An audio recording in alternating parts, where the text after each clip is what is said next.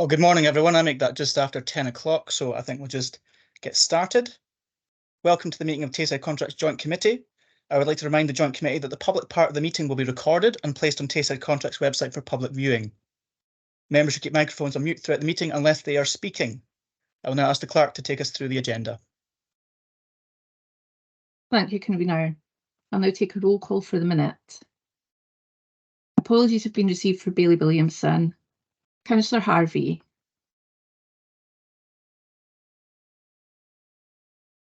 I'll mark as absent. Councillor Lane. Present. Thank you. Councillor McCall. Present. Councillor Forbes. Good morning, I'm here. Apologies have been received for Councillor Shires. Councillor Anderson. Present. Councillor Cuthbert. Present. Councillor Rome. Present. Bailey Roberts. I'm here. Councillor Short. Here. Thank you. Councillor Scullin. Present. Councillor Shears. Present. Councillor Duncan. Here. Councillor Durno. Here, thanks. Councillor Cowdy. Present. Councillor Meehan. Present. Councillor Shepherd. Present. Councillor Gregg. Good morning. And Councillor Stewart. I'll mark as absent. Thank you. And that concludes the roll call. Item 2, declarations of interest. Are there any declarations?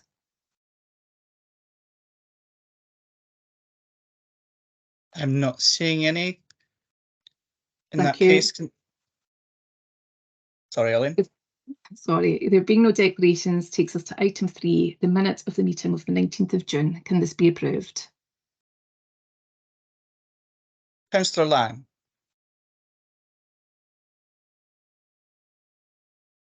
You've got your hand up if you wish to speak. Yeah, apologies. Schoolboy error.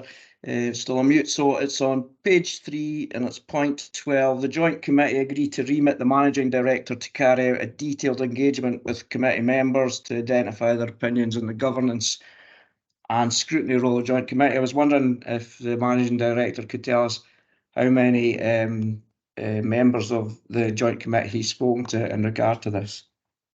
I believe that engagement is ongoing and programmed for the next committee meeting, but I'll ask Mr. McNamara to confirm that.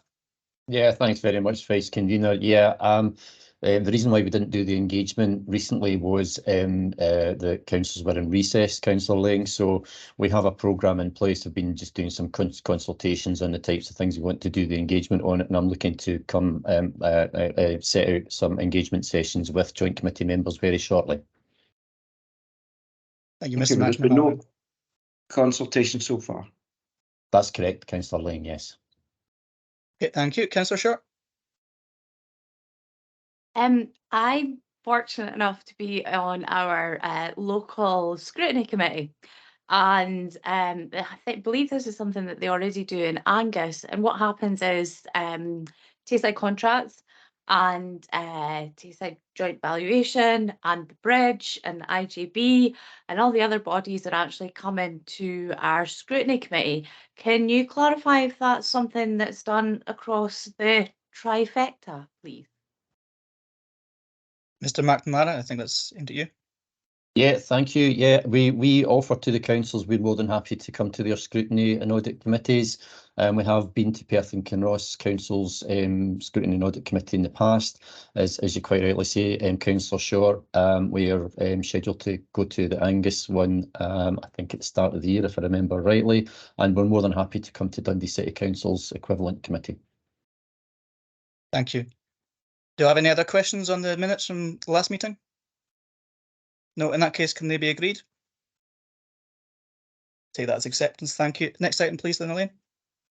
Item 4, the workload report. This is for noting. So my understanding is Ibukin Strachan and Doug Mackay will be speaking to this report. Ibukin will speak to the Facility Services Division and Doug will speak to the construction side.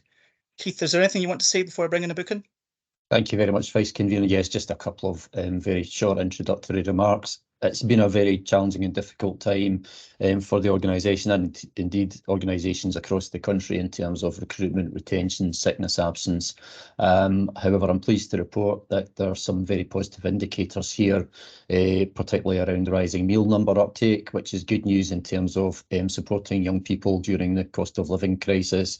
The opportunity to support the poverty agenda, reducing obesity in terms of the nutritional standards in schools and fueling young people's learning. So that's a positive sign. Equally from the construction division, strong performance in Q1, good working arrangements, and we've had the benefit of a good period of weather in Q2, and it's looking positive outlook in terms of Q2 and 3. Happy to hand back, Vice Convener. Thanks for that update, that's much appreciated. Buchan, you're going to come in on the facility side? Yes, thank you. So the report details the performance of the catering and FM units to the end of Q1 of the current financial year. In catering, as Keith was saying, we continue to see an incline in meal uptake trend.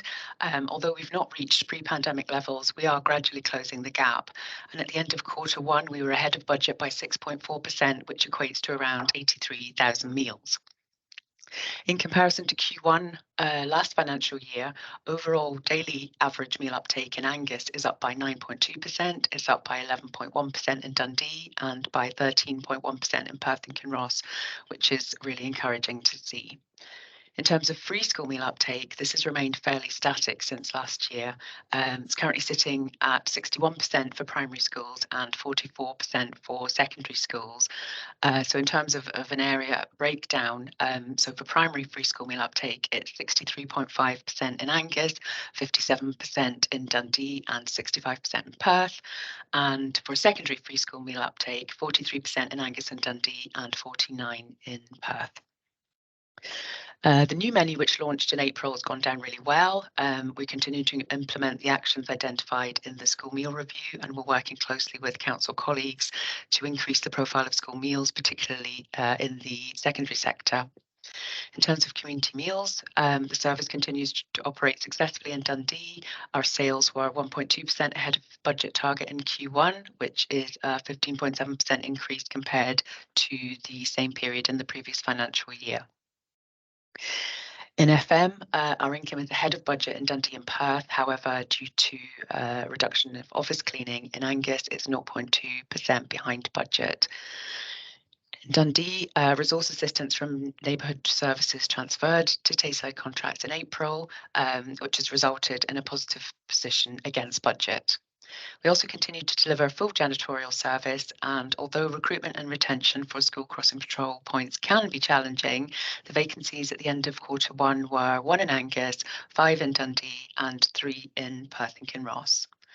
So that's a summary of the workload report, and I'm happy to take any questions. Thank you. I can see Councillor Forbes is in there first. Councillor Forbes, please. Thanks, Convener. Buchan, thanks very much for that. And Keith, thank you for sending out a briefing document a couple of weeks ago on the school meals. It's reassuring to see the numbers going up the way, but obviously the issue with food price inflation is a concern to us.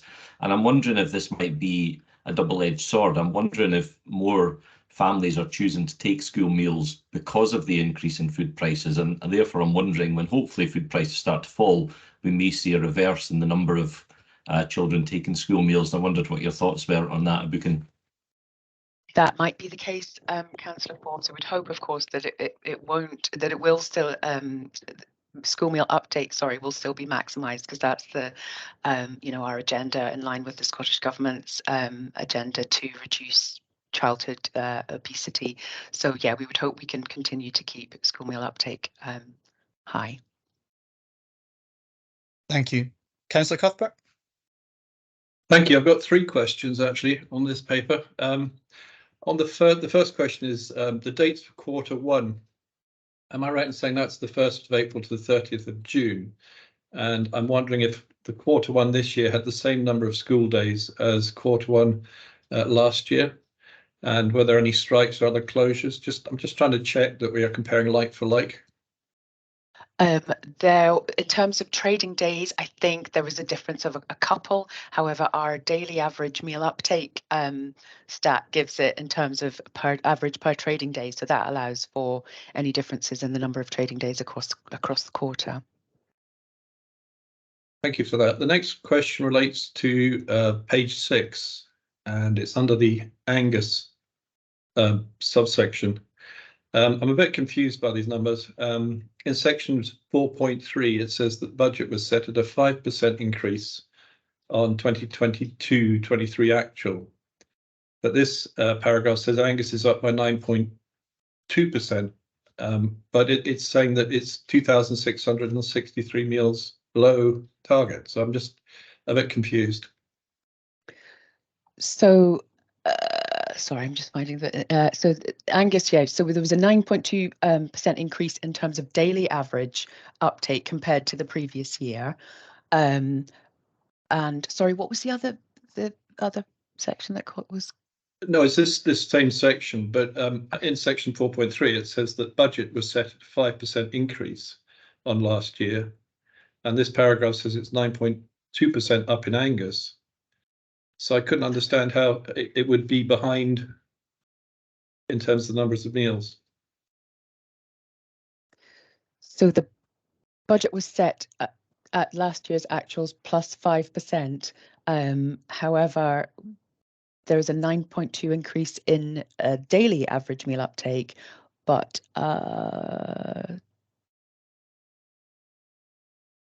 sorry, I'm not understanding the question. I'll maybe get you to answer that off table if that's all right, and get you an email, Okay, Councillor Cuthbert. yeah. That would be fine. That's good. Okay. I've got a third question. Do you want to take Angus forward first, or? Can I just confirm, Councillor Forbes, is that a new question or is that a legacy hand? It's a new question. I'll wait till Councillor Cuthbert's finished, though. Not in any hurry.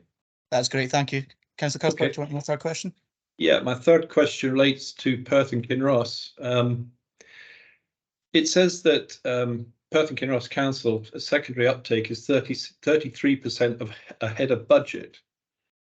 But I don't understand how free school meals can be static. Surely if there's a 33% increase, there must have been an increase in the uptake of the free meals as well. So I'm just confused as to what it means. An increase in paid meals. The free school meal uptake has remained static. So if there's any increase, it's been in paid meals. Okay. Thank you, Bookin. Thank you. Councillor Forbes? I just see Keith got his hand up, and I wonder if he may want to come in on one of the previous topics. Okay. I appreciate that, Councillor Forbes. Thanks, and if I may, perhaps the issue that Councillor Cuthbert was raising with a booking in relation to the Angus meals, nursery and secondary meals were higher and ahead of budget. However, the primary meals were below. That's why we have this sort of slightly anomalous position where we are below a budgeted level for primary meals. But overall, as Booking had pointed out, we have a 9.2% increase in daily average meals. I wonder if that maybe helps the booking, or I've maybe got the wrong end of the stick. That helps, thank you, but I'd still prefer a follow-up afterwards if possible. Yep. And that's always an option open to board members. I'll bring in Councillor Forbes and then Councillor Lang, and then I think we'll move on to the construction part. Councillor Forbes? Thanks. Booking, just to go away from school meals and on school crossing patrollers, you mentioned vacancies in Perth. Now, memory's failing me here. I thought we took a decision we wouldn't have any vacancies if there wasn't the ability to fill a post. We would just take it off the list and move on. Obviously, I've got something wrong. Can you just clarify what the position is there for me? Yeah, my understanding of it is that those 3 posts are ones that PKC would wish us to fill and would want us to continue to have a school crossing patrol point on. Okay, that leaves an open question, which I think is probably not for you, but for Perth and Kinross Council. So I'll take that up with them. Thanks very much. Okay, thanks, Councillor Forbes. Thanks for booking. Councillor Lang? I believe you're on mute, Councillor Lang. Apologies again, thanks, convener. Possibly the answer to the previous question from Councillor Forbes was that the 3 posts that were deleted before were ones that could not be filled, and these are ones that can't be fulfilled in this year. That's a possibility, the answer there. for Councillor Cuthbert, I think the difference between budgeted meals, I don't really see the real benefit of that, because they're hypothetical and set and been lowered a lot from where they were last year, and that's how you've got a 33% increase. I think the real figures we should be concentrating on are the increase in actuals from last year to this year, rather than on the budgeted figures. And I'm sorry, but my question's on facilities management, Stephen, so I don't know if you want to wait till we'll come to that, or if you want to take that just now. I'm happy to take that just now, and we'll just then crack on. I can see, unless Frank, you've got a question related to this topic, and then I can move on. Is that all right, Councillor Lang? Perfect. Yeah, it's just Frank? quick. It's just a quick one in response to Councillor Forbes' question about school crossing patrollers. The decision in Perth, Councillor Forbes, was that school crossing patrol posts that had been vacant for a long period, it was decided it was not worthwhile continuing to try to fill these posts, and therefore they were decommissioned. The vacancies that you see right there, they are ones that just happen to be vacant right now.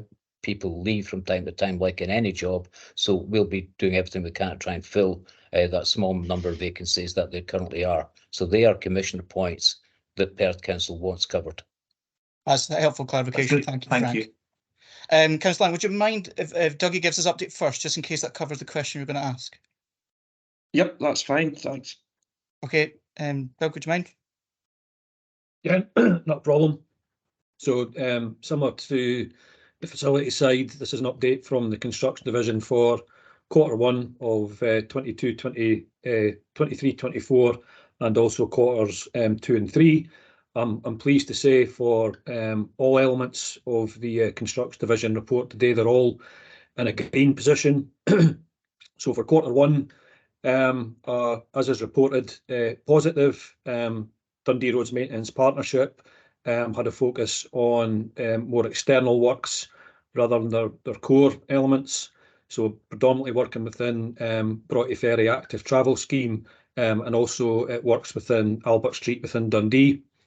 The Roads Maintenance Partnership in Perth and Angus were both heavily involved in pre-surface dressing, patching, and the start of surface dressing, which has went well.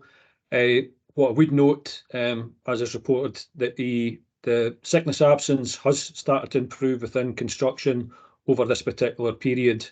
However, there were still some issues with regards challenges round about recruitment, and that actually still continues. Another key factor that is reflecting through the sort of the Q1 and Q2 and 3 is the material supply. So the flow of materials compared to where we were, if you want to say pre-pandemic, of standard materials maybe be able to be delivered within a couple of weeks. We're still looking at sort of 6 to 8 week leading times. So just that, if you want to say manufacture and holding stock to then waiting for things to be ordered isn't happening. It's really manufacturers are waiting for orders to be placed, and then going out and looking for works to be carried out. So that's causing a bit of a challenge.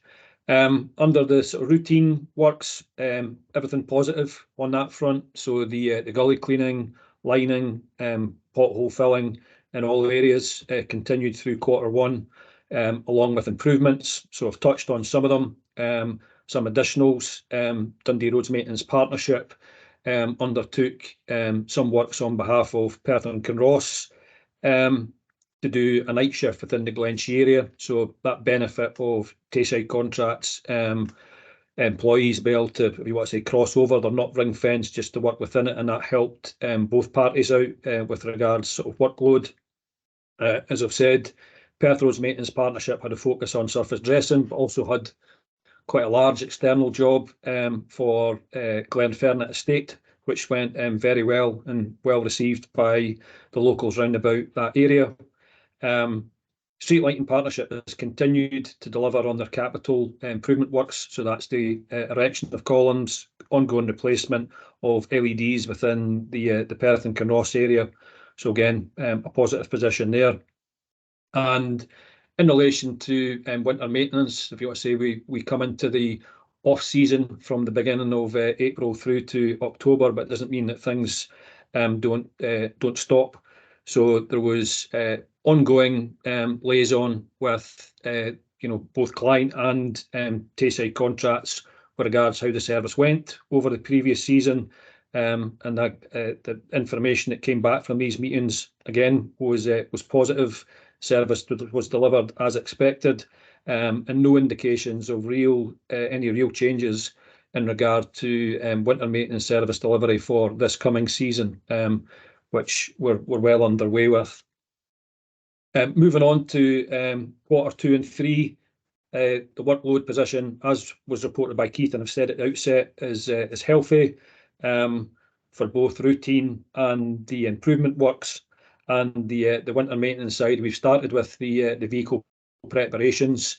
All the salt for the coming season has also been delivered, with the exception of maybe just a couple of loads here and there, but very, very much substantially completed. So overall, within the construction division, positive start to the year, which always helps, and it looks like it's going to continue to be positive for the rest of the year.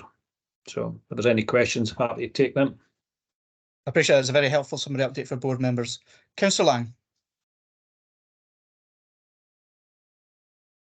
Thanks, convener, and it is on the facilities management, and I'm glad it's on page 10. I'm glad to see that we obviously Tayside contracts are trying to create additional income, and it's the bottom box there where it says the income, the change with Dundee City Council resources assistance will give us a 400k additional income per annum, which is good news. Are there any costs incurred there, or is that for a net £400,000 income with no costs involved in achieving that income? Okay, are you okay to answer that, or would you prefer, is Keith able to answer that better? That'd either be Frank or a booking. Say that's under the facilities management side. Yeah, Sorry. I could take that one, convener. Frank, thank you. In short, Councillor Ling, yeah, that's the turnover. That's not the profit margin. I'd rather not say what the profit margin is. I would regard that as commercially sensitive, but it's. I know where you're going with the question. That is not 400k like into the pot for Tayside contracts. There's an offset of costs against that, and the profit margin is it's a percentage of that 400k. No, I think that's helpful. I understand your point, Councillor Lang. Maybe just to remind members that this is the public-facing part of the agenda, and we can always revisit budgetary matters in the private section. Yes, yeah, but sorry, convener, if you let me come back in, it's not giving a true reflection of the position. And I think if we're going to, we're part of the scrutiny function, we should be able to ask questions and get why put in its 400k income. But anybody not looking at it in depth would possibly think that that's a net income. It surely should say 400k gross income, not additional income. Well, as the convener said, Councillor Ling, this is the workload part of the report. So what we're trying to illustrate here is that 400k of additional income is additional employment that Tayside Contracts is offering here. We're bringing more people in to be employed by TC, and your question, as the convener said, is kind of more related to the exempt financial part of the paper. And if you don't mind, if we could revisit your point there, I get your point, it's a valid point, but this part, this public facing part, is about workload rather than the financials. And the only way to illustrate the workload part is to say, well, there's 400k's worth of income coming in, and that's the amount of employees we're taking on board and the amount of work we're doing in the community. Thanks for that answer, Frank, and thanks for the question, Councillor Lang. Do we have any more questions under the workload section of this report? I'm not seeing any further questions, so can this be agreed? Okay, thank you. Next item, please, Elaine. Item 5, risk register for Tayside contracts. You have the report before you. My understanding is Mr. McNamara will be speaking to this report. Mr. McNamara. Thanks very much, Vice Convener. Yeah, The effective management of risk is really important to Tayside Contract, as indeed is with our 3 constituent councils. If we don't manage risk effectively, we risk Tayside Contracts and therefore the council's reputation, our legal compliance position, our financial position, the safety and well-being of our own employees and members of the public. Conversely, if we are too risk averse, we miss out on opportunities to be innovative and creative and tackle the challenges facing our organisations. Risk management is part of our overall governance framework. Section 4.4 of the report highlights some of the emerging risks or risks that are rising to the top that we're experiencing in recent months just due to volatile times, and even in the conversations we've had so far, it flags up these issues. So the cost of living crisis and the impact on potential for pay award, which in turn has a potential impact for industrial action. We've talked earlier on about higher levels of absences and challenges in recruitment and retention, and also unprecedented cost pressures just due to inflationary pressures. And as Dougie so eloquently talked about, the material supply challenges across Tayside Contracts, possibly more extensively within construction. The key thing for this report is that elected members have a vital role in managing risks and that challenge, scrutiny and support role. So that's why we've brought this report to the Joint Committee with our risk register, and I'd be happy to take any questions, Vice Convener. Thank you, Mr McNamara. Do we have any questions on the risk register item? Oh, 3 popped up at once there. Councillor Meakin, I think you're in first. Thank you. It's in relation to page 19, Appendix 1, the corporate risk register. It's just in the writing of it. I don't know if it's been written by different people, but if we look at compliance, health and safety failure, action taken to mitigate risk, we have some bullet points here. Safe working management systems. Number 3, incident reporting system. It doesn't say what we've done, where if we look at the one below, data protection, internal data protection lead appointed. So something's happened there. We know what's happened. Employee awareness training provided. So do you see the difference between that and the one above? It doesn't actually tell us what's happened. I'm assuming it's safe working management systems implemented or something along those lines. So it's really, if it is different people, if someone has an eye on it before it comes to us, it'll make a lot more sense, I think, to us. Thank you. I think this exactly illustrates the point that Mr Manor has just made, is that the board has a function and a role to play in scrutinising all reports. And I've read this report before it's come to the board and didn't pick up on it, and that's why we have lots of different eyes on this. But Mr McNamara, can you confirm that that can be looked at and made a little bit clearer? Yeah, absolutely, Vice Convener, and thanks for the point, Councillor Meakin. You're absolutely right. I mean, these reports, because there's different elements of the organisation, the various leads, people take the lead in terms of saying what the actions are. That possibly the reason why one's a bit more explanatory and one's a bit less explanatory is things like safe working management systems, they are just in place, whereas, for example, the data protection legislation that you'd picked up on, that was something that has been recently introduced. So we've probably said a wee bit more about something that's just been recently introduced rather than sort of saying health and safety. A lot of the health and safety activities we do are standard, such as safe working practices, risk assessments, regular safety meetings, all of these sorts of things. They're carrying on all the time, whereas some of the other things that we're doing, we've done new things. That's probably why it needs a bit more explanation. But I take your point, and if there's a desire to maybe just be a bit more explicit with some of these activities, happy to take that point on board. Thank you. Councillor Forbes? Yeah, thanks, Convener. I just wanted to pick up on one little item, which was the transport operator's licence is specifically mentioned, as indeed are other things. But I would have thought our transport operator's licence would be something that was pretty solid and pretty secure, and would surely have to do something really catastrophic to lose that. I'm wondering why that appears on the risk register. Yeah, I'm happy to answer that, Councillor Forbes.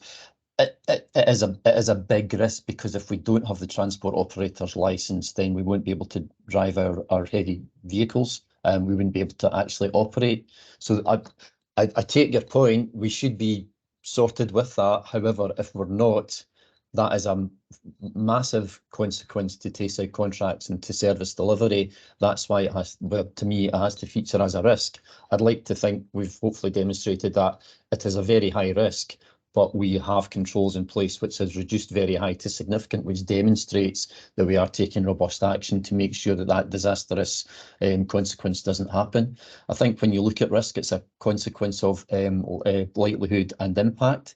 So the likelihood of us losing our operator's licence very much hopefully is very low, but the impact of losing it is massive. So that's why I think we have to feature it on the risk register. Thank you. Okay, Does that answer your thanks for that, question? Keith. Yep. Yeah, yeah, it does. Thanks. That's great. Thank you. Councillor Lang. Thanks, convener. It's on page 16. I was just wondering, it's a governance issue. I was just wondering where the authority comes from Perth and Kinross Council to say that we will cover the retrospective increase in the pay award and how it comes through, because in PKC we would normally have to agree that at full council. So I don't know what the governance issue, how this is governed through the other local authorities, but I would expect that Perth and Kinross have raised this with the chief executive this morning, etc. So I'm looking for clarity as to that statement on page 16. I'm sorry, Councillor Lane, I don't know if I can answer for the governance arrangements in Perth and Kinross Council. What I would say is pay award is part of national pay bargaining. Tayside contracts is a shared service shared by the three councils, delivering services delegated by the three councils to Tayside contracts. We are part of the local authority rules in terms of pay and conditions, including collective bargaining. So from our perspective, the pay awards which are given to councils should appropriately go to Tayside contracts employees as well. In terms of the governance for agreeing that, I think, as you say, it's probably more a matter for your chief executive than Tayside contracts to comment on Perth and Kinross Council's governance. Okay, thank you, Mr. McNamara. Well, the clarity says it has been agreed, and I was wondering who made the agreement. It was a discussion at the governance and strategy group meeting, which is basically the senior officer level, when we were discussing the pay award and what our budgeted pay award predictions were. Thank you. And again, it's maybe something you could take up with your chief executive, Councillor Lang. Councillor Shepherd. Thanks, convener. It was just on page 20 of the papers. I just wanted to ask a bit about the mitigations for the risk once the controls are put in place. The ones on page 20, they don't drop very much. Like the management of costs on the table, they stay at very high even after the controls and mitigations are in place. So I just wanted a comment from the management team on their concerns that the risks are remaining relatively high for all three sections on page 20. Just reading part of page 20, risk of reducing costs and staffing to the extent that service provision cannot be effectively maintained. And then after the mitigation, we're still at very high on that. So obviously, I'm quite concerned reading that, but I realise that's a lot by the unique climate we find ourselves in. But I just thought that was definitely worth picking up on. Thanks. Absolutely. Mr. McNamara, I think that's quite a fair point, but obviously there's being aware of things and there's been able to significantly influence them. But can you just clarify that, please? Yeah, absolutely. And I think you're absolutely right, Councillor Shepherd. These are the ones, you look at your risks and you think, what can we do to mitigate or reduce these risks? You put in your actions, and usually it goes down to a level at which you think, well, we've done as much as we can to make sure these risks don't actually materialise. However, as you quite rightly point out, the cost-related budget items are so volatile at the moment. The levels of inflation, general inflation, the levels of food inflation, the cost of pay to catch up with that. The cost of materials is so high that these are all factors which are national and international factors which are actually out with our control. So Some risks you have a bit of control, you can take action on. So health and safety is one. We're talking about the operator licence, that's another one. So that's internal things that we can do. But national and international factors which are impacting on costs are well out with our control. I was conscious also that there's recent financial projections by the Scottish Government are suggesting there's a £1 billion shortfall in budget. Again, that's not something which is within Tayside Contracts control to deal with. We can and we are looking at our costs all the time to reduce costs, to look at generating additional income, etc. But these factors do remain high, and I think it would be inappropriate to knock them further down just to make it look good, as it were, because I think these are major global factors which are well out with the control of Tayside Contracts. Thank you, Mr. McNamara. Does that answer your question, Councillor Shepherd? It does, and maybe I just thought it'd be worth mentioning, because we're saying it's staying quite very high. Does Keith or anyone think that it's perhaps likely that the Joint Committee might be asked to have to deal with some of these unexpectedly, asking for additional funding for pay rises higher than inflation, or has it become likely that action might need to be taken unexpectedly, if you get my point on that?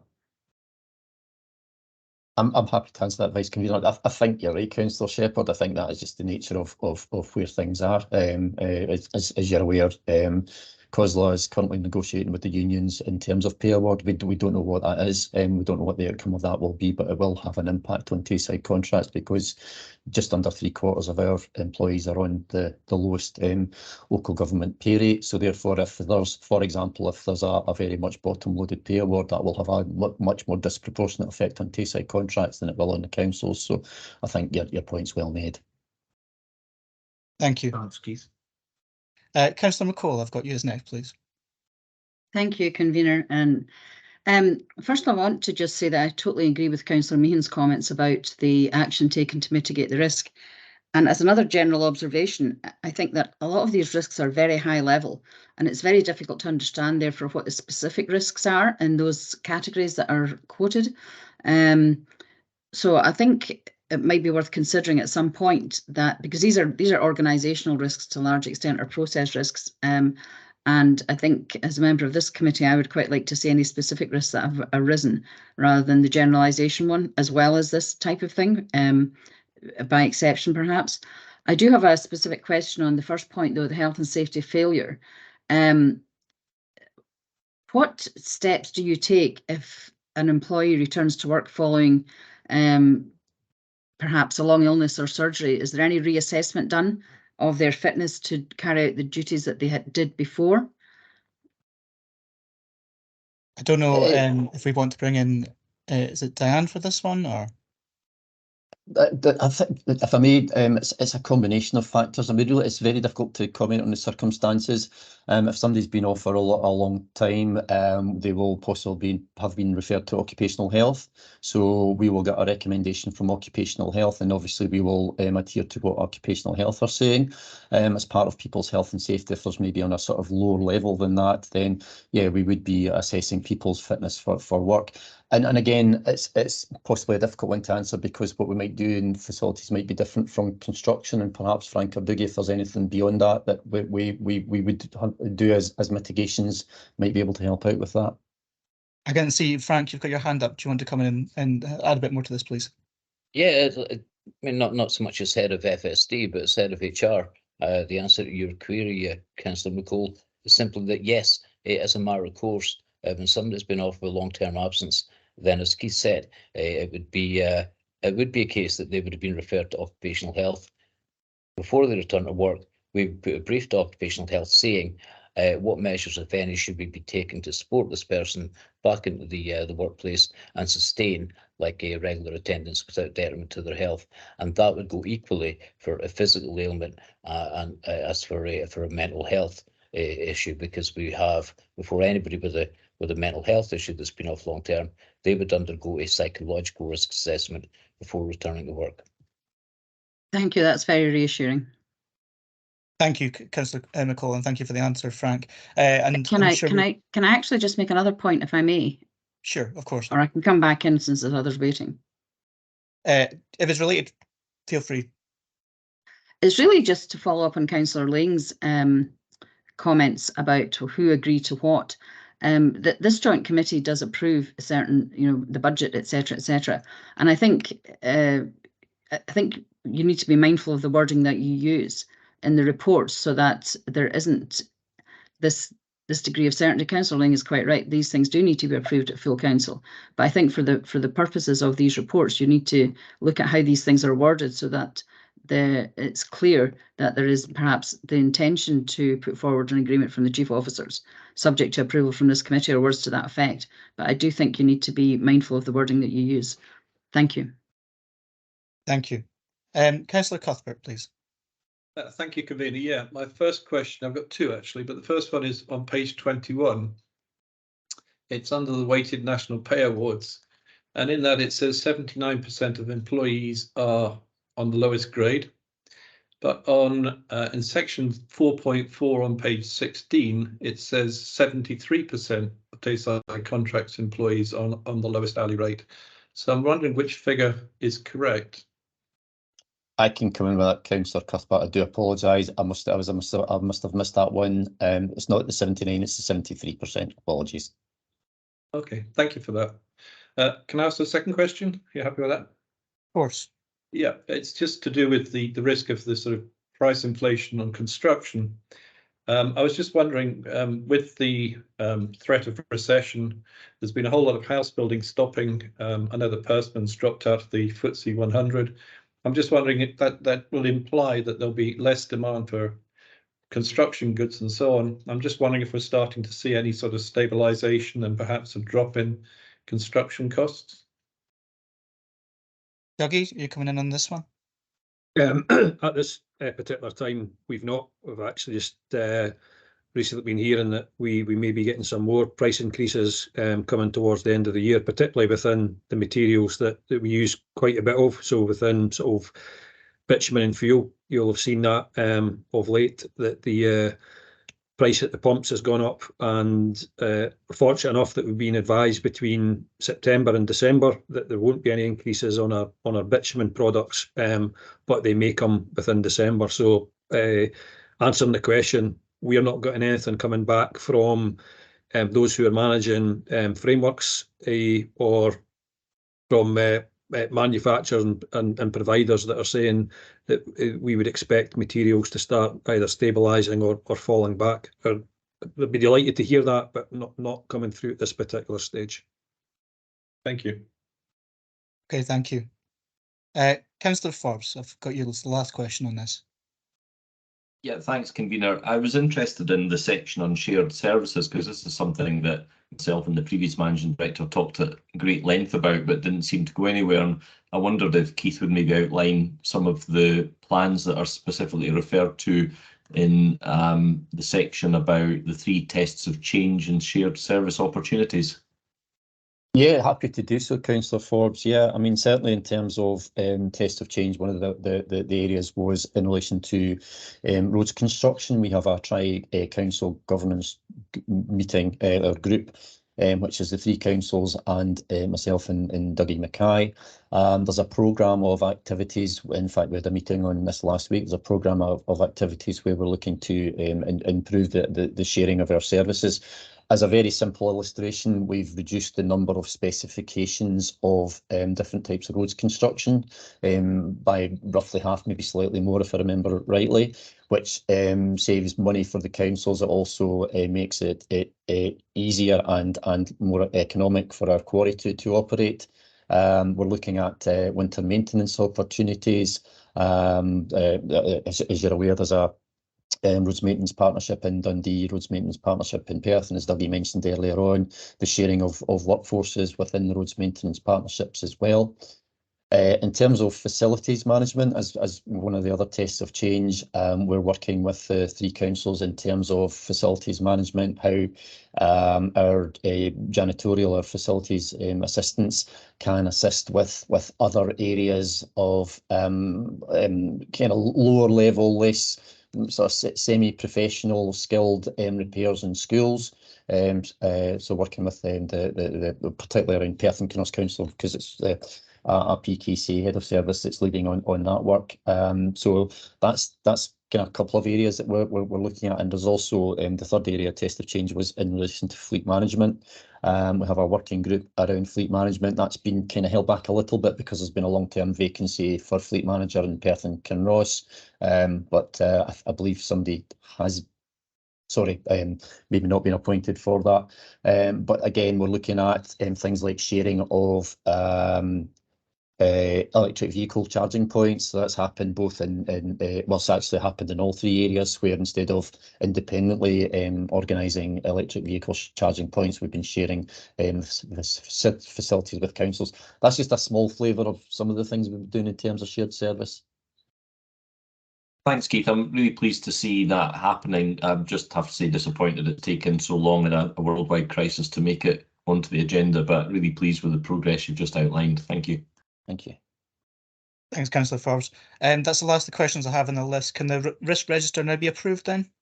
Well, Frank, sorry, you've got a question coming in. Very quick point. Keith earlier said that the 73% in the body report, 73% of Tayside Contracts workforce are on the bottom grade. That's correct, but on the register it refers to 79%. The 79% is 79% of the Facility Services Division employees. So actually both figures are correct. They're referring to different things. Okay, that's helpful. Thanks for that clarification, Frank. Okay, given those questions, can the risk register now be agreed? Agreed. Okay, thank you. And that takes us on to item 6. Item 6 is supporting community empowerment, progress with Tayside Contracts Community Fund, and you have the report before you. Thank you, Elaine. My understanding is that Mr McNamara will speak to this report as well. Thanks, Vice Convener. Yes, indeed. Thank you. Yeah, at the start of the year, we launched a community fund, which supports the agenda of each of the three councils in terms of community empowerment, equality and fairness, economy and education, employability, tackling climate change and building community wealth. We felt that Tayside Contracts is in a position where we can support the wider ambitions of the councils around these very important areas, and also support local community groups doing whatever we can in terms of help to them. We were in a position where we could have access to one of our major suppliers, basically community funding, community benefit funding from them through national procurements.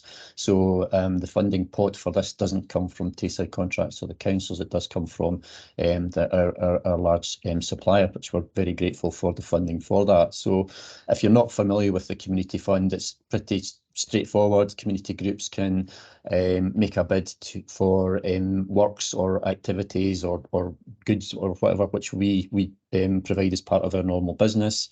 We would do that for the community group at no cost to the community group itself, and we would charge the community fund for that. I think the success so far has possibly exceeded my expectations. We've had over 51 applications which have been approved, to a total value of £91,000 spent on community groups. The detail of the spend is in Appendix 1, and Appendix 2 just gives a flavour of some of the works that have been done by us, but also the gratitude of the local community groups. I mean, our maximum allowance in terms of finances is £3,000, so it's not a massive amount of money, but the community groups really value the input that we've had to support their fantastic work, and I've had the very deep pleasure of going out and seeing some of these groups and the wonderful work they do, and it's quite humbling to see the community spirit amongst the individuals that participate in them, and it's fantastic that we're playing a very small part in what they do for the local communities. Happy to take any questions. Thank you. And just before I bring in questions, just to echo your comments, I was fortunate enough to go and visit one of the groups that we've supported, and I know it was just incredible to see what they're doing, and to think that we made a small difference to that was really a good feeling, and it's good to know that we as an organisation can do that, and hopefully we'll continue to support other organisations going forward with this fund. It's been a little bit difficult starting off in its first year, but I think it's a bit more, we've got it running a bit more streamlined now, so hopefully we can continue to help and support applications at, you know, the most efficient way the Tayside contracts can do it. I'm going to stop myself now. I believe it was Councillor Durno, and then I'll take them in slightly reverse order because I saw the first comment from Councillor Cowdy and then Councillor Forbes. So Councillor Durno, please. Thanks. Excuse my noise at the background. I'm dog sitting at the moment, so it's a bit noisy.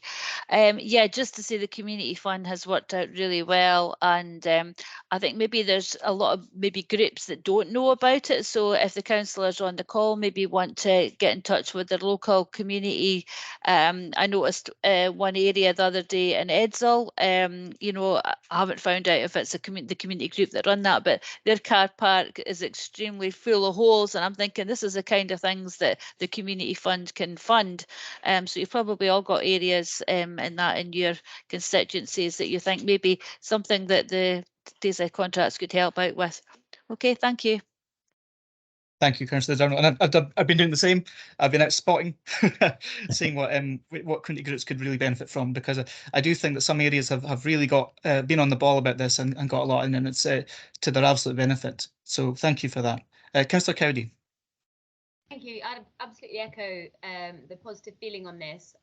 In my ward, I've been fortunate enough to have several groups that have benefited. I have been telling everyone about it, so I'm really glad to see that there's been like a positive turnaround and success rate for those projects.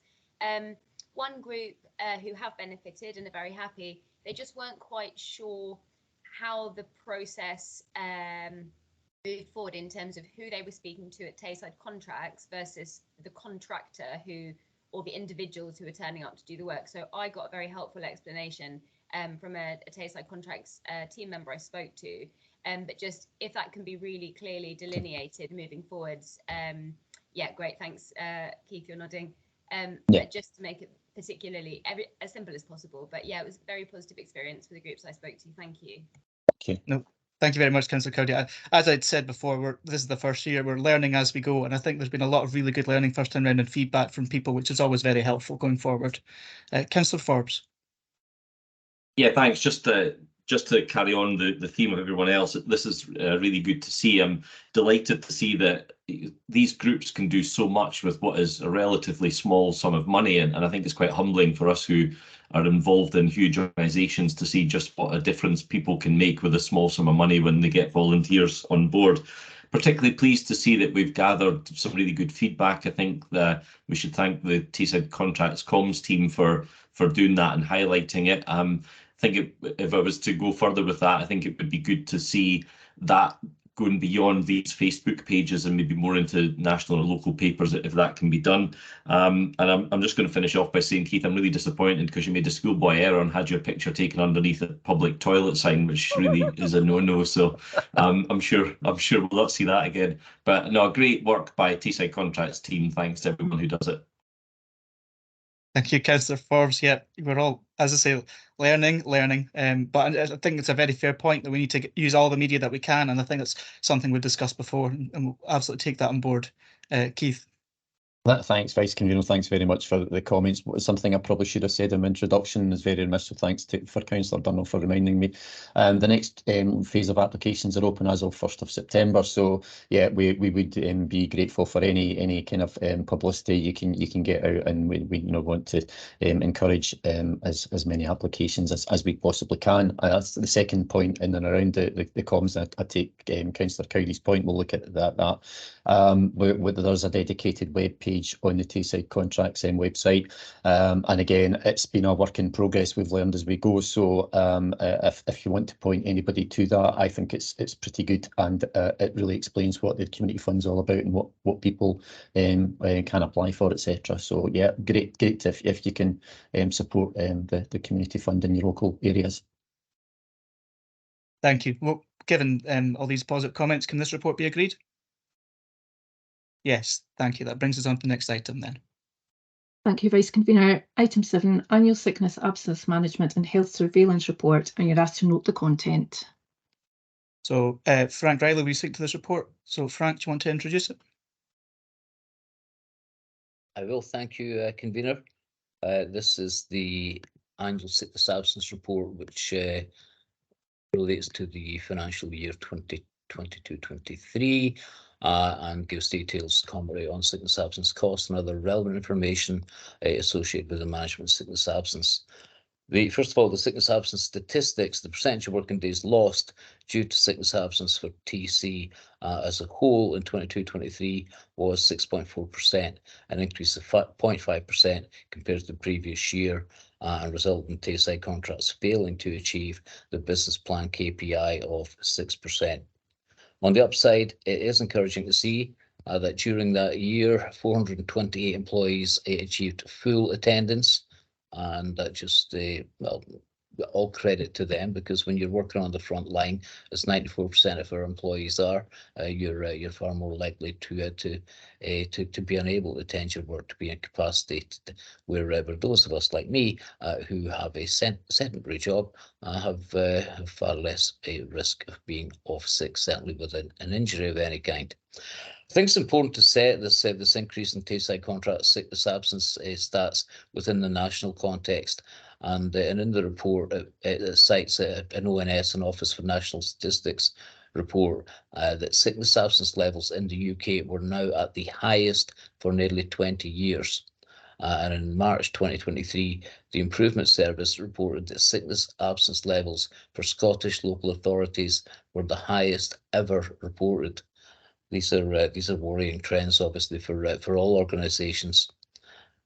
The report then goes on to refer to the application of the sickness absence policy, and this is a never-ending task for our managers, who continue to apply our sickness absence policy systematically and robustly, both in terms of addressing unacceptably high absence levels, but also at the same time offering support to those employees who require assistance in dealing with their health problems. During 22-23, 10 employees were retired on the grounds of ill health. That's a decrease of 3 compared to the previous year, and 42 employees were dismissed due to unsustainable absence levels. That's an increase of 19 compared to the previous year. The direct cost of sickness absence to Tayside contracts in 22-23 was 1.15 million. Now I should add at that point that the actual cost of Tayside contracts, the received wisdom is that you should multiply your direct cost by 3 to get the true cost, because the indirect costs of backfilling posts, of management time spent trying to organise cover and advertising for short-term staff to cover for long-term absences really compound the cost to the organisation. Occupational health provision, people asset management health, PAM for short, continue to provide Tayside contracts occupational health service for a fixed annual charge of 69k, with access to employee wellbeing counselling and physiotherapy for a fixed annual fee of approximately 6k. By far the main reason for sickness absence in 22-23 was mental health related illnesses, which accounted for, well, to me anyway, a quite staggering 43% of all absences, which sadly again is similar to what we're seeing across the country in all sectors. To address high levels of stress-related illnesses, several initiatives have been adopted as part of Tayside Contracts Wellbeing Strategy. The Head Start awareness training was rolled out to all of our employees in 22-23. That was no small task, given that 94% of our workforce do not have access to computers at work, but we managed to reach all 2,500 of them. That provided an introduction to mental health with hints and tips for individuals on how to look after their own mental health and well-being and where to go for support. Tayside Contracts also refers employees for counselling through PAM, which enables employees who have quicker access to professional stress counselling services. I should add that we also adopt this approach in respect to physical ailments with private referrals for physiotherapy, for example, that enables employees to return to work far sooner than if they had to wait for an NHS appointment. Now, the cost of living crisis, I believe, has impacted on mental health. has exacerbated the levels of stress experienced by many of us, and I would say particularly those in low-income households. A recent survey by ACAS found that mental health of nearly half, that's 47% of British workers, has suffered due to the cost of living crisis, unsurprisingly. 75% of Tayside contracts employees, now that's an ever-changing figure as we discussed previously, 75% at the time of writing are on the lowest pay rate in the public sector in Scotland, and we recognise that the primary cause of stress for many of our employees is likely to relate to financial difficulties, and that comes through in our discussions with them. With this in mind, as part of our wellbeing strategy, we've introduced an employee benefits portal which hosts a range of benefits, including lifestyle savings, discounted methods of purchasing home electronics, etc., and our Cycle to Work scheme, which enables employees to buy bikes they could not otherwise afford through a salary sacrifice scheme. And of course, this also assists with a healthier lifestyle and supports the Constituent Council's green travel plans. So that's a positive note to end on. And I'm happy to take any questions. Thank you, Frank. And apologies if I miss anyone, but I'm jumping between screens. So I believe I've got Councillor Duncan looking for a comment and the question first, and then Councillor Cuthbert and Forbes. So Councillor Duncan, please. Yeah, thanks very much, convener, and also Frank for going through that reports. You've touched on a few of the points that actually jumped out at me. You know, the most worrying, obviously, being the stress, and I think you've alluded to there's a difference between stress and work-related stress. So I think that's important to note. And the point I would make is, I mean, obviously, it's not just Tayside contracts again. I mean, it's a number of organisations are dealing with these problems. But speaking personally, I think this is a 5-page report. It's a good report, but I'd be looking for a much more in-depth report, because you touched upon some of the measures that Tayside contracts are trying to take to assist staff, like helping buy bicycles, IT equipment and things like that. I'd really be interested in a much more in-depth report to see how's that going, what are we trying to do, and also what are the workforce looking for? Do they actually feel supported, I suppose, is one of my questions. And again, obviously, we can't go into personal details, but I'd be very keen to see examples of, you know, case studies of, you know, this has happened and this was the process, this was the outcome. Because I think by going through things like that, we might, as a committee and even an organisation, learn best practice and how we could perhaps improve things going forward. So your thoughts on any of that would be appreciated. Okay, going forward, everything you said there, Councillor Duncan, we will bear in mind. We're always caught in that dilemma, of course, about whether we're giving too much or too little to the Joint Committee, because sometimes I look at these reports and think, oh my God, like they're far too long. The Joint Committee would prefer them to be pared down, but sometimes, like you say, that it just leads to, some of the points may just lead to more further intrigue as to what lies behind this. So we can discuss this with the boss about what we can do to take on board the comments. So thank you very much.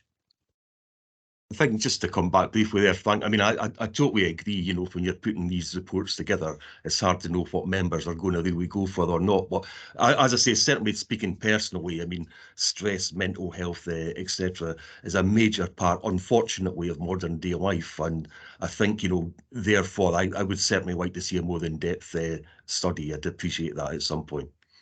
Okay, and maybe Keith, maybe we would want to put up a specific report, and maybe it would have to be exempt. I don't know about the impact of stress at work, because, you know, whether somebody's suffering from work-related stress or personal domestic stress, you know, if you've got somebody who's, for example, working in live traffic, it doesn't matter where that stress comes from. You can't have them at work. So it's a major challenge. The one point that you did make that I can give you an answer to, which will be really interesting for all of us, as part of our commitment to retaining our IIP accreditation. At the start of next month, we're beginning a survey of the IIP, is beginning a survey, 70 questions featured in it of the entire workforce on a range of matters, and certainly many of those questions will be variations on the theme of how are you coping health-wise with the demands of your job, and in particular with the compounding factor of the cost of living crisis. It will be very interesting to see, and it'll be asking as well, is your employer doing enough? Okay, and yeah, just come back for the last time, Frank. I mean, that's exactly the sort of proactive engagement with the workforce that I'm kind of looking for. I mean, I've had umpteen jobs during my life, and some employers actually mean it when they say they care about the workforce, and some are just talking the talk. From what you're but happily from what you're saying, I think Tayside Contracts is actually trying to be genuine about it. And like I say, I'd appreciate more detail in future. So thanks. Thanks, Councillor Duncan. Thanks, Frank. Keith, did you want to come in on this item as well? Yeah, if I may, Vice Convener, absolutely, and perhaps Councillor Duncan, perhaps rather than have an actual report, I'm thinking more lines of an engagement session with joint committee members. Very difficult to cover maybe all the issues that you want to raise and have a to and fro conversation in a formal report. And as Frank says, the Investors and People survey, which we're about to go out with, might be a bit of a catalyst to have that conversation. That's certainly fine by me, Keith. Thank you. Okay, thanks for the offer, Keith. I think that we'll get that arranged. Councillor Cuthbert. Thank you, Convener. Yeah, I'm just trying to set this report in the context of the current situation. Am I right in saying that the current position is 6.8% absence compared to 6.4 last year? I will have to look at the report again. I think it says that on page 16 under paragraph 4.4.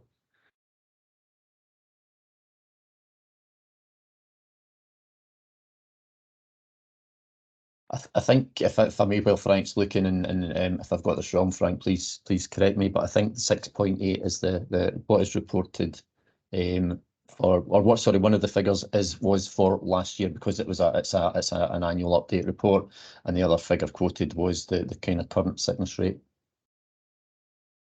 Yeah, that's fine. That's what I thought. Thank you. Yeah, that's correct, Keith. 6.8%, because these reports, of course, have all taken us to the end of March 2023, and well, that's like several months ago now. And yeah, unfortunately, absence rates subsequent to that have continued to rise and are currently at 6.8%. Thank you. Okay, thank you for that. Councillor Forbes. Thanks, Convener. I've got 3 questions. Are you happy? They're very straightforward. Are you happy for me just to crack on with them together? Yes, please do. I'm wondering why we use the measure of days rather than cost. And I know that further on in the report it does give us the cost, but I'm interested as to why days is the kind of headline measurement.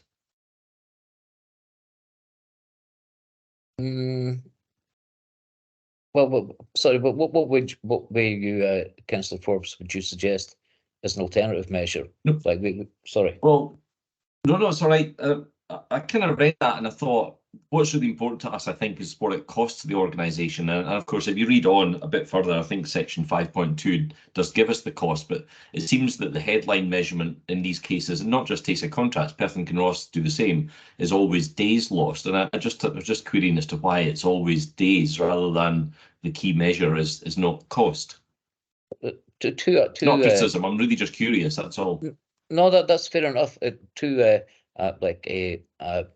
answers really to the same question. One is that the statutory best value indicator for Scottish councils, I mean that doesn't apply to TC, but we try to just follow suit with what applies to the councils.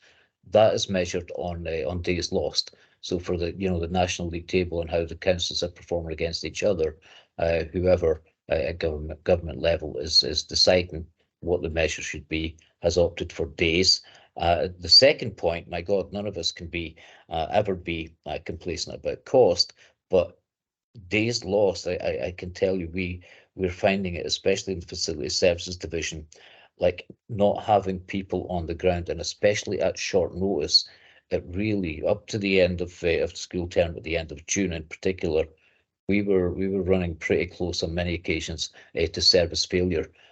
So it's these trying to find how do you get bodies out there to fill the posts where people have not been off long term, which you could plan for, but have just not appeared that day. And when it's happening on quite a widespread basis, especially in Perth, Kinross and Angus in the rural areas, I mean, we have mobile teams, but to get around and cover them all is becoming increasingly difficult. So it's a question of service failure delivery to us is anathema, obviously. We try to manage costs, but the thing, and I'm sure members would agree as well, that we must avoid is service failure. So there's another reason why days lost is something we keep a very, very acute eye on. Okay, thanks for that, Frank. My second question, you mentioned there was 400 and something people had never been off sick in the entire year. Can't remember what the figure was. I wonder, do we reward them in any way for that? You know, that's something that we've changed our mind about back and forth over the 22 years I've been at Tayside Contracts, and I have always advocated against that. I feel people who keep in good enough health that they're not off work at all. Like it's well done to them, but in many ways they have been fortunate, and as we know, many people, despite like maybe living the kind of the healthiest lifestyle imaginable, fall prey to ill health, and it just seems, well, it all seems to me to be a bit unfair that somebody who's fortunate enough to have good health is rewarded, where the person who doesn't and who has sometimes quite serious illnesses has seem to be in some way failing. Yeah, I totally understand. There's two very opposite sides to the same point here. I'm pleased that you've at least considered it, and at least you've had a conversation within the organisation about that and come to a decision, whatever that decision is. And my last question, if I can refer you to 4.9 of the report, and it uses the phrase "when relevant," and I just wondered why it wasn't always. 4.9 when relevant.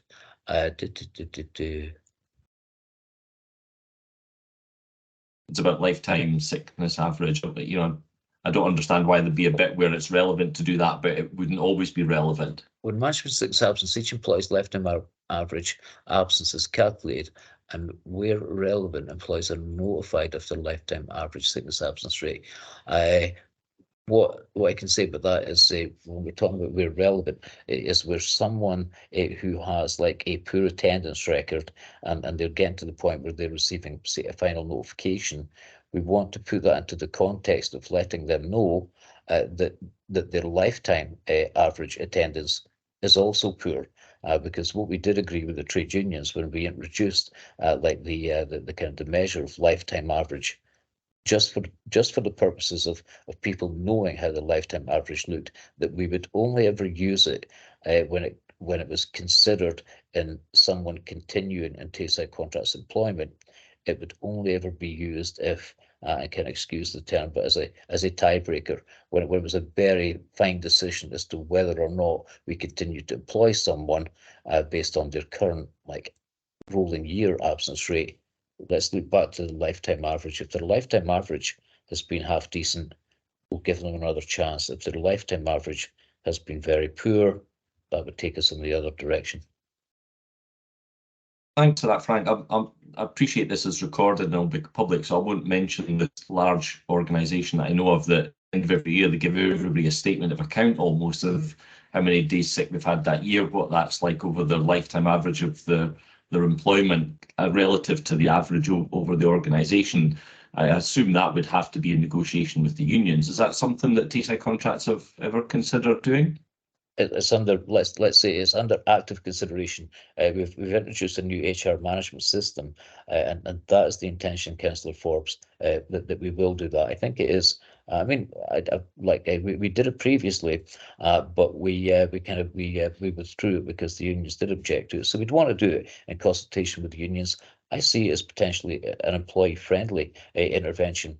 I like to know. I'm interested in my own, for example. So I'd like to do that. But Keith will take that forward, like I'm sure, with the trade unions, and hopefully we'll get their, well, if not their agreement, then certainly not their objection to us reducing that.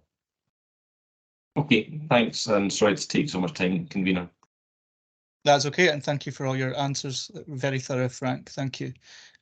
Next, I've got Councillors Harvey and then Councillor Anderson after that to finish. Thank you. Councillor Harvey. Hi, thanks, convener. Just a brief question. I don't have the report in front of me, so I can't see if it's mentioned, but have you taken any consideration of long COVID? I know other organisations realise that that's part of their long-term sickness and are planning towards it. I'm just wondering if that's something you have considered at all. Well, what we're doing, I can tell you, Councillor Harvey, is keeping a watching brief on advice from COSLA as to what, if anything, specifically we should be doing with long COVID. I mean, I could say that anecdotally the people during their sickness absence interviews have cited that as a reason for absence. So for now, we're just treating it like any other long-term absence. But we're waiting some guidance from the centre in Scotland that we could follow to see whether or not long COVID should be treated in some way differently from other absences. Okay, thanks very much. Okay, thank you for that. So that leaves us with Councillor Anderson. Just a query on, not a funny one, people working from home within the organisation and within these sections, compare people who are working from home and what absences they have against people in the same employment section who are coming into the office or whatever on a daily basis. Is there any percentage improvement or reduction of health as such on people working from home? Really interesting question, Councillor Anderson. We haven't gathered data on that, but I will take a note. It would be quite easy, I imagine, to capture it, and maybe something, Keith, that you could factor into one of the engagement sessions. Because I think working from home is something, well, remote working, agile working, is something that's not going to go away. It's not just a COVID thing, and we should be measuring the impact of it. Maybe that will, or maybe it won't, have a positive impact on people's well-being. Thank you. Right, well, thank you for the question, Councillor Anderson.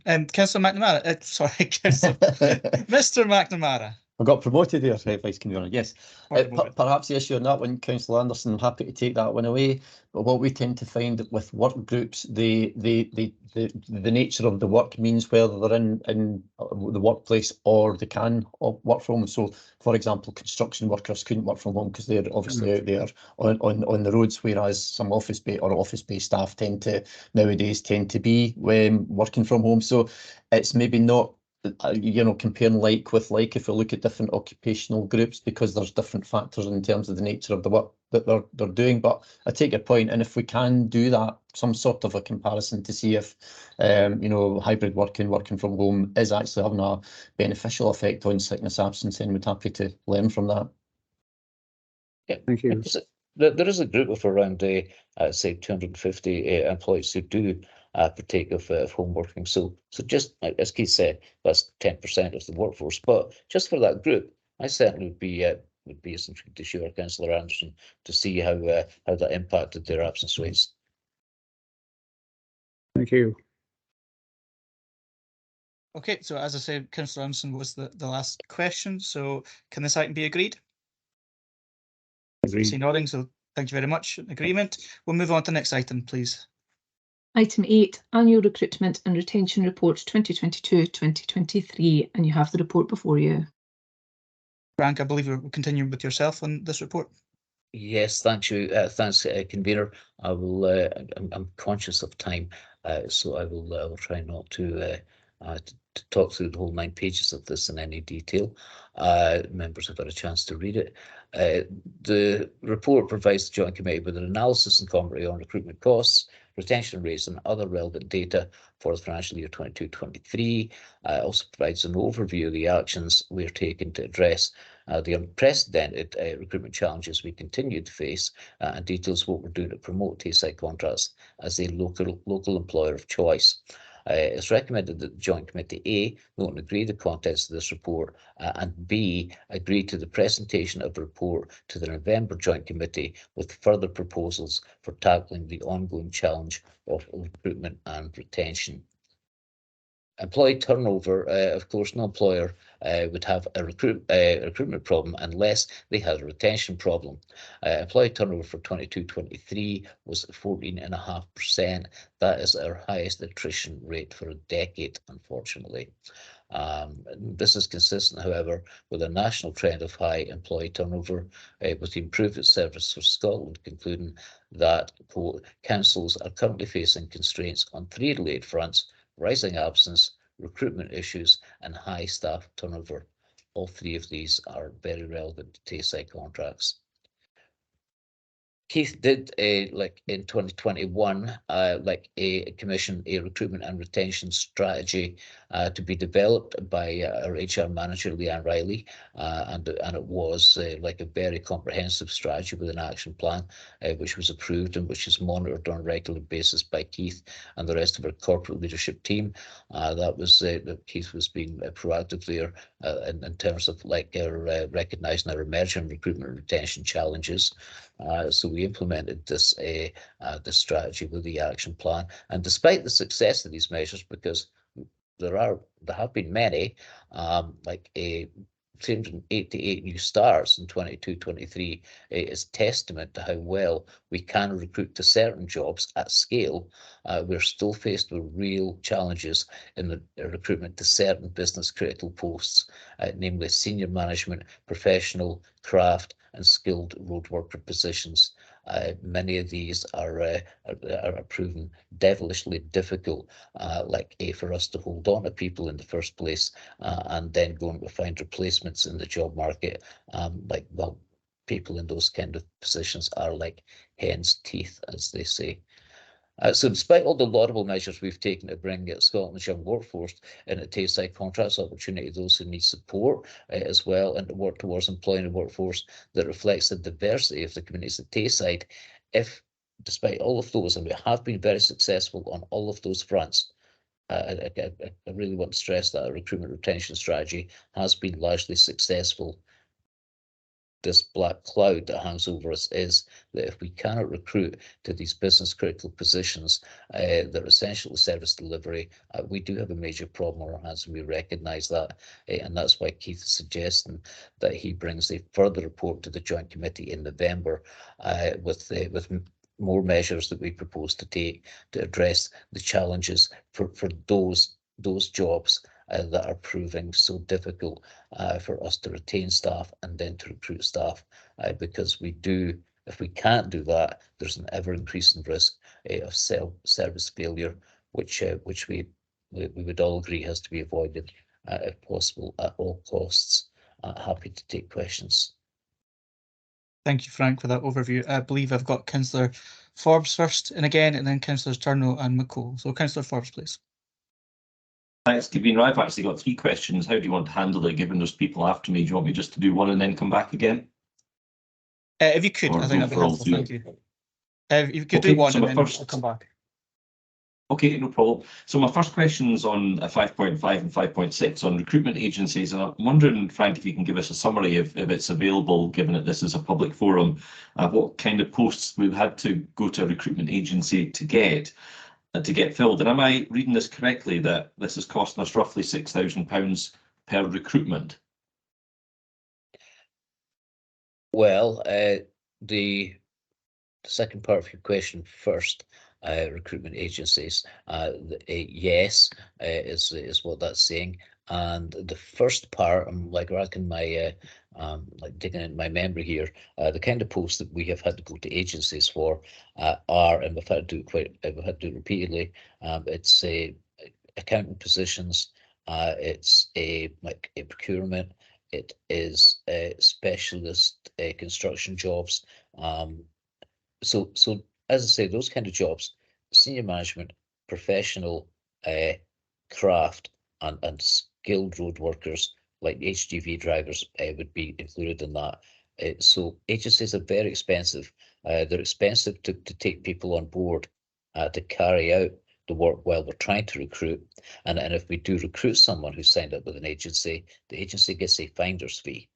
And increasingly now, people who are in the job market looking for a job, instead of them having to look through the job vacancies every week. They just sign up with an agency. Agency takes care of that for them. Downside for us is like we have to pay a percentage if we find people through agencies. Increasingly, our normal recruitment, like media selection, my God, we tried every means imaginable. It really works for say 80-90% of the organisation, but for this scarce a resource of the kind of jobs that we're talking about, we're running dry. Thanks for that answer, Frank. I can Thank you. see that. Thanks, Angus. I can see that Keith had his hand up, but I believe, like Frank, that you've adequately covered all that. Keith's quite happy that you've got that. So thank you for that both. Councillor Durnell, please.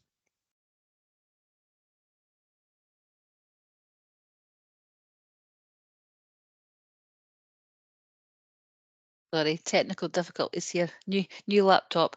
Yeah, Frank, it was really just about the apprentices. I came across a constituent this week and working through an agency called 16 Plus. I wondered if you work with this 16 Plus. I'm not on any educational committees, so maybe more councillors be familiar with 16 Plus.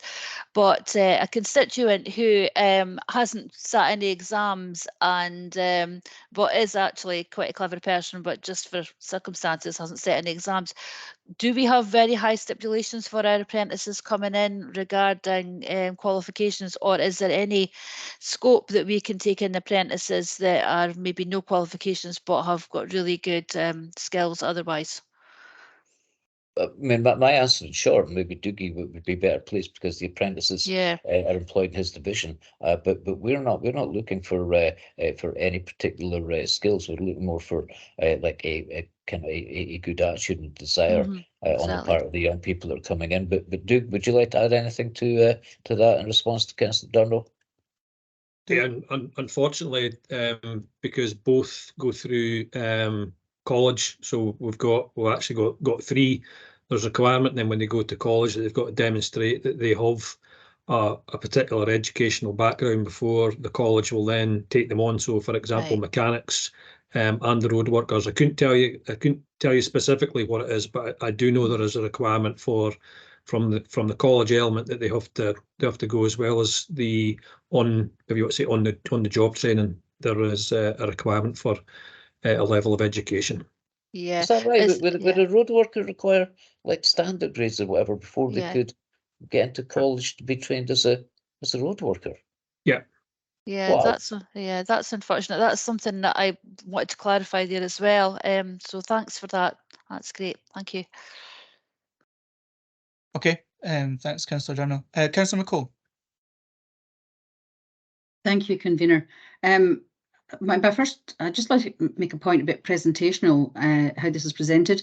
In 4.1 and in 6.2, there are two tables, but the division unit is slightly different in each one. I think for consistency and for us to be able to understand it better, it would be helpful if it was the same, so we would understand how the numbers relate to each other. That's just an observation. My question really is on table 6.2, and that the staff turnover in Tay Cuisine in particular seems to have doubled, which is quite a surprise. Is that the employees based at the central production unit, or is that throughout the whole of the service? That's employees based at the central production unit. And yeah, we have been running with less posts filled than we have on the establishment. I mean, two reasons for that. One was that in 22-23, remember, we did staff up for a fairly aspirational meal number target. And the second reason for that, though, I'm sure maybe Ibukan would want to comment on this, it is the fact that Ibukan, I think you have struggled to fill those posts. Ibukan? Do we know why we're struggling to fill them? We have found it really difficult to fill posts, especially assistant cook posts. And some, I don't know if those posts refer to when we took on people because of Perth moving over. Frank, I'm not sure what time frame those stats refer to. But I mean, the point you make there, I think the answer, I think it stands to reason that the assistant cooks are, because of the bottom loaded pay award, and now assistant cooks, and the same would apply to hub supervisors, which some members will be aware of the fact that there is a controversy over the grade of hub supervisors. They're paid only marginally more now than somebody on grade 1, the people that they're supervising, managing.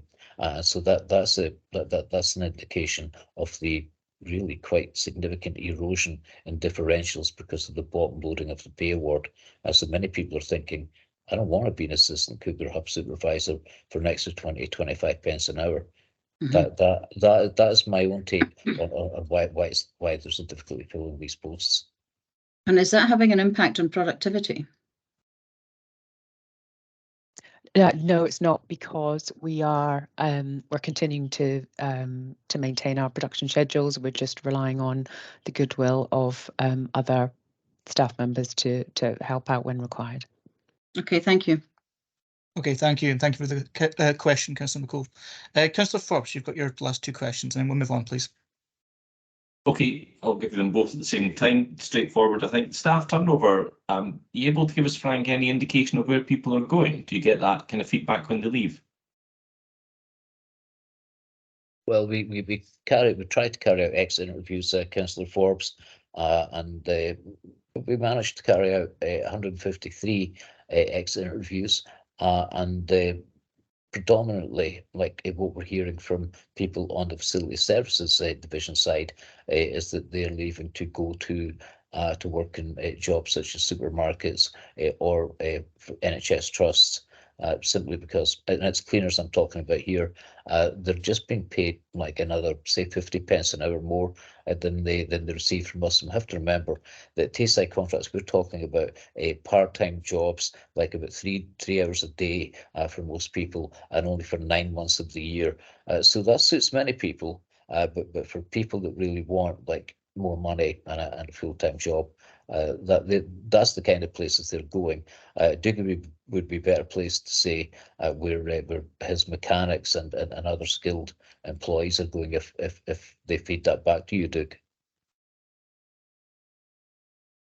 Yeah, it's not coming through specifically on these exit interviews, but you know, the anecdotal what we're getting is to go on to other works of a similar nature, where they're either getting paid a greater hourly rate, or maybe it's perceived that their terms and conditions are slightly better. I think it's more on the hourly rate. So although when you put our package together, I think we do deliver something that's pretty reasonable out there within the marketplace, but actually on the physical pay side of things, particularly when you're in a cost of living crisis, people want money in their pocket. You know, they're not, and I'm no disrespect that, you know, if you say to them, but we've got a cycle to work scheme, we've got access to, you know, all these other sort of employee benefits that we've been trying to promote to encourage recruitment, it's actually a pound in the pocket that matters to them.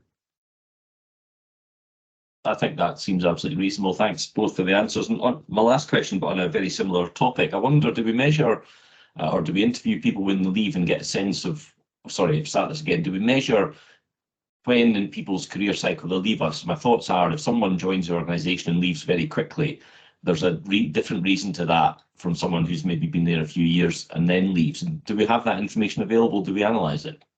Yeah, well, we do, Councillor Forbes. Really, that's the reason we always include the stability index. The stability index is the number of people that are employed at the start of any year who have a year or more service, and the number of people with a year or more service at the end of the year. So what we do find, although the stability index has gone up fractionally there, when we're talking about 380 leavers in the facility services division, they are like, they're almost entirely people who have actually joined us within the same year that they leave.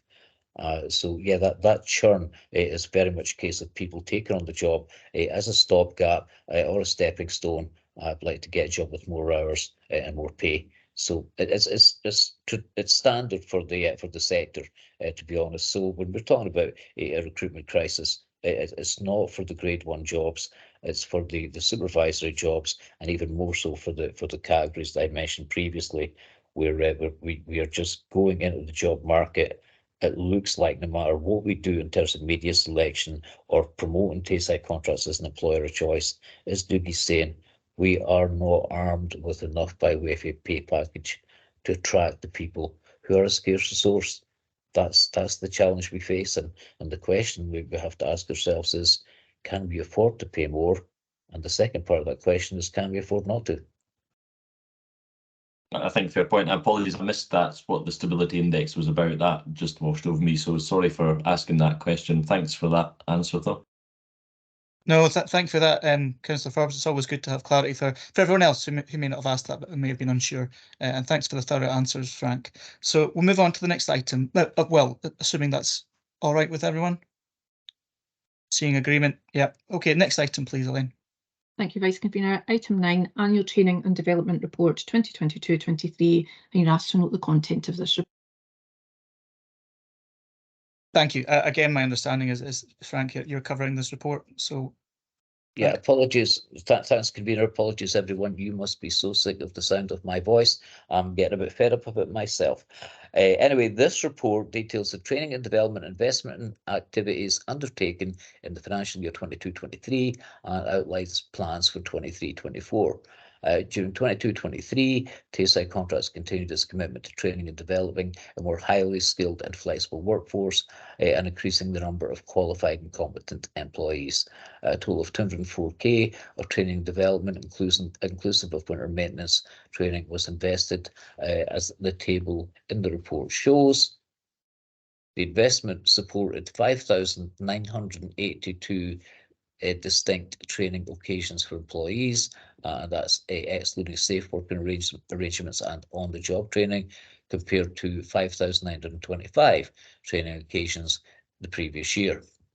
Tayside Contracts continues to retain, in quotes, the high confidence centre accreditation to deliver a wide range of qualifications and awards. We're very proud of that, that we are accredited providers and trainers for REHIS, SQA, IOSH, HCTA, DVSA, SWQR, and SMHFA, a new one, that's Scotland's Mental Health First Aid. So we have qualified mental health first aiders now who can deliver that training to our own employees, or if we had the capacity, we could deliver that elsewhere because they're accredited to do so. One of the main tenets of our training development strategy remains a leadership and management development strategy, which we implemented several years ago within an ever-increasingly competitive job market. Growing our own has been decided, like by the managing director, as the only sensible way forward. And training and development is provided to support that strategy, and that's always a primary focus, and it will be again in 23-24. The age profile of many Tayside Contracts senior leaders, that's a fact that cannot be escaped, and I include myself, of course, makes this increasingly imperative. We must have succession planning in place, and the people behind the likes of me, like in the hierarchy, the up-and-comers, they've got to have the skills and the competencies if we can provide them to them, and they have the ability to take on that training and use it to best advantage. One of the biggest corporate training initiatives has, of course, and we've touched on it already, has been our commitment to mental health awareness training, which is an essential component of our wellbeing strategy action plan. And as I said previously, I think it's a terrific achievement that we have managed to reach all of our frontline employees.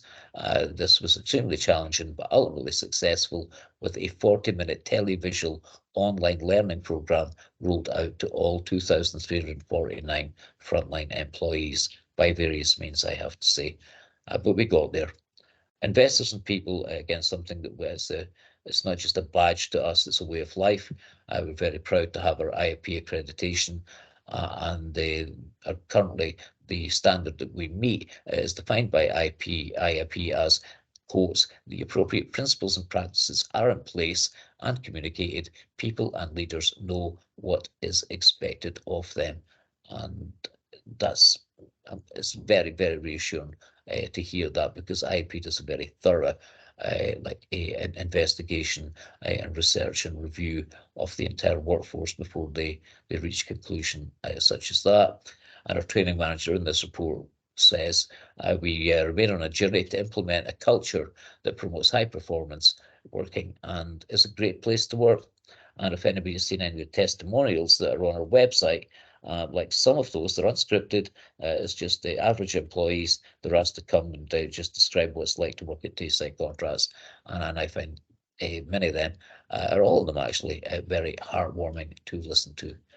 We're also proud to be wholeheartedly committed to supporting schemes such as education and work placements, developing the young workforce, the young person's guarantee, apprenticeships, which you've touched on previously. And I would say that the kind of the amount of money that we spend on the apprentice levy has not been returned in terms of the funding that we receive. That's the same experience that many organisations have. But I do think the apprentice levy at least makes sure that every organisation does maintain a focus on its responsibility to try to not only get people in the workplace, but get them into the workplace if they can in jobs that provide them with real skills that can take them forward and make them marketable to other employers if the current employer can't retain them. So our training I would say is kind of a second to none, and the difficulty again on that front is that we probably have more asks for training from Tayside Contracts than we have the capacity to deliver. That's been a victim of our own success. So I'm happy to take any questions on that report. Thank you, Frank. I don't see any currently, but I don't want to let this report pass without, again, reflecting on what you said. You know, there are some incredible initiatives in here, and I think Tayside Contracts staff and management can be proud of what we do for staff and what we continue to do. And I think it's a fair reflection of comments that were made earlier by others, including Councillor Duncan, about it. It's really evident that the organisation does value its employees and does invest heavily in its employees and is preparing for the future and has that plan in place. Having said that, that we are slightly time pushed, I can see that Councillor Shepherd has a comment. So do you want to come in, Councillor Shepherd, so it's not just myself? Just a small comment on the report. I just like that it was on 4 point something where the accreditation was mentioned, SQA and others, and I think that's good to see that we're keeping that accreditation, because I've noticed that some employers these days, what they're doing is they're doing some training and just calling it like in-house, but it's not recognised externally. And I know we don't want our people to leave the organisation, but I think that also helps build people long term. It's good for the individuals, so I think that's just worth highlighting, that we keep that, and no matter how the cost pressures go up as an organisation, we don't want to lose any of these important accreditations for people's long-term futures and their long-term development. And so good to see that in the report. I think that's really a valuable point, Frank. It really is, and I think Mendugi will be sitting there thinking about the fact that we will stay true to our commitment, that this is not just rhetoric, that we will stay true to our commitment to skilling up our workforce as best we can. But then the difficulty comes, and I would cite HGV drivers as an example. It takes a lot of time and money, like say 10 grand an employee to train them to become an HGV driver. If we can't then pay them the going rate in the job market to retain them, we're training them up to then lose them. So that again, like, takes you into that dilemma of, we will stay true to skilling people up, but if you skill people up and can't afford to pay the market rate to retain them, you're giving yourself a headache. So I think that may feature in Keith's report that's coming back to the Joint Committee in November. Okay, thank you, Frank. I don't see any further questions on this, so can this report be agreed? Thank you. Next item then, please, Elaine. Item 10, Annual Health and Safety Report, and this is for Notang. Stranger taking us through this, Frank. Yeah, thank you. This is the Annual Health and Safety Report, which outlines the occupational health and safety developments and performance of Tayside Contracts during 22-23 and the key health and safety objectives for 23-24. The table in the report shows that reportable accidents increased by 6 compared to the previous year, while overall accidents reduced by 1. So partly encouraging, but partly a slight cause for concern. 17 of the 18 accidents, though, I think it's important to note, that were reportable to the HSE were a result of people being incapacitated for more than 7 days, with only 1 of those reportable accidents being classified as a major injury, and that was a broken foot one. In construction, the main cause of accidents was from contact with a moving and falling object and collision with an object which in combination accounts for 57% of total lost days. Within the catering unit, there has been more widespread incident causes resulting in days lost due to injury, 30% due to slips, trips and falls, 29% as a result of manual handling injuries, 29% resulting from exposure to hot substances or objects.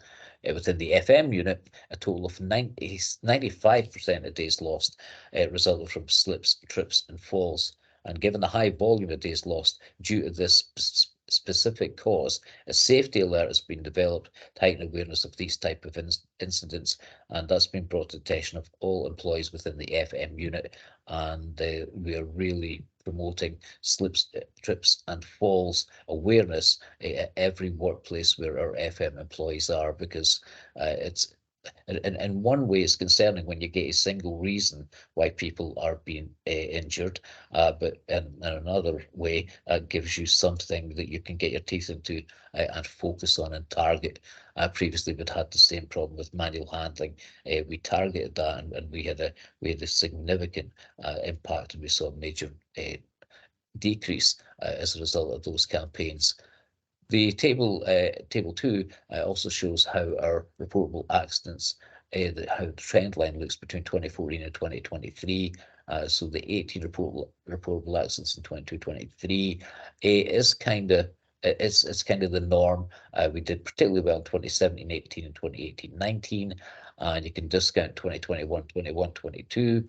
That was during COVID lockdowns where we had far less employees at work. So the 18 reportables during 22-23 are not of like a major concern, but again not to be taken lightly. I think the rest of the report, again being conscious of time, rather speaks for itself.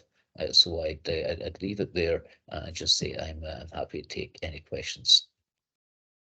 Appreciate that, Frank. I can't see any questions. I mean, oh, sorry. Not sure if Councillor Shepherd's a legacy hand or not, and then Councillor Harvey, but I'll just say briefly beforehand, obviously, you know, it's not going to say any reportable accidents, but on the other hand, we're not going to eliminate all accidents ever. And as you say, it's very much on trend, but I think this report's quite clear. But I'll bring in Councillor Shepherd if you have a new question this time. It was just on the page 68 of the report with the construction division. You did mention them, but I thought it's 100% increase from 4 to 8 within the construction division, and I think you said it was like moving objects or maybe dropped objects was a cause. I was just wondering if you give us a little bit of a feel of some of them operationally, and like because it's such a large increase, is there something we're maybe having to do in the culture of the construction division, like maybe some way of like recording safety conversations where employees can maybe report things they see or any concerns? I'm just thinking of ways to address that large increase. Yep, Councillor Shepherd, I think, yeah, sorry, you're ahead of me, convener. Dougie's best placed. Thank you. Yeah, I think one of the points to do have to take into consideration here is what Frank said. The comparison to the previous year is that we weren't working in the same environment as what we had been traditionally, if you want to say, of coming out of COVID. We always take, so every reportable accident is fully investigated, so we can learn from it, and things that you've suggested there about, you know, how does somebody report a near miss or an observation? We've had these available through, if you want to say, sort of little postcard type mechanisms. We've now actually developed a QR code where somebody can actually just use their smartphone to access that, and then the information gets uploaded automatically digitally back to the health and safety team. So giving the reassurance here that yes, these, we look at all these things, and when you see something that's went up double the amount, we do need to look into them. There's nothing that's coming through that has been something, there's been a step change, has something been introduced that's caused that, like machinery or a different type of workforce. Unfortunately, it's like a lot of accidents and statistics. There's never one sort of cause that we can pin it on. But just like to give the reassurance, all these are looked into, and we are trying to do everything we can. My mantra is to be proactive rather than be reactive. So this is about just telling us things that have happened. I want to try and make sure we can do everything we can to stop them from happening. Thanks, Dougie. That's a really positive point, I think, on the QR codes and the way to report it. I'll maybe stop that and help identify trends. That's really good to hear. Thanks. Okay, thank you, Councillor Shepherd. Thanks, Dougie. Councillor Harvey. All right, yeah, that was partially a question I was going to ask too. That's good to hear you're using very modern methods to kind of report near misses and such like. It's a very important part of it. I just wondered where your statistics sit in the kind of industry standards or similar organisations to yourself. It's all very, your statistics sound pretty good, judging by roughly the amount of hours I think probably worked over the year. But it'd be interesting to know where you sit, or if you're on average or below average or above. Thanks. What I would say on that is when you talk, Councillor Harvey, Councillor, about the a comparison between Tayside contracts and other organisations, we are unique, which is part of the problem. So where it's better for us and easier for us to get any benchmark information is to split the two sectors, look at construction, look at facilities, and on the facilities side, the facility services side, and that includes FM and catering, we participate in the APSI benchmarking, performance benchmarking process, and we invariably on our health and safety performance invariably end up in the top quartile. Our 22-23 performance results will be available shortly, and I expect to see us there again, because we are both in facilities and construction. We're working in fairly safety critical environments, like I say, to an extent in the facility services division, but very, very much so in construction. So over the course of an entire year, to only have one person suffer an injury such as a broken foot, I mean, what a shame for that lad, but that's quite a remarkable performance, I would say. No, I agree with you as well. We can't eliminate all hazards as well, but it sounds like you're taking the best steps to do it. So I'll look forward to that report. Thanks very much. Thanks, Councillor Harvey. Thanks, Frank. I don't see any further questions, so can the health and safety report please be agreed? Thank you. Next item then, please. Item 11 has been withdrawn from the agenda. Item 12 has also been withdrawn. And that takes us to item 13, the date of the next meeting. This is for agreement. Can this be agreed? Okay, thank you. I now advise we're going to the confidential part of the agenda and can have agreement to exclude any press in public and stop the recording. Councillor Forbes, do you have a question on this?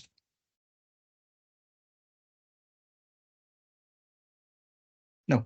Okay, thank you.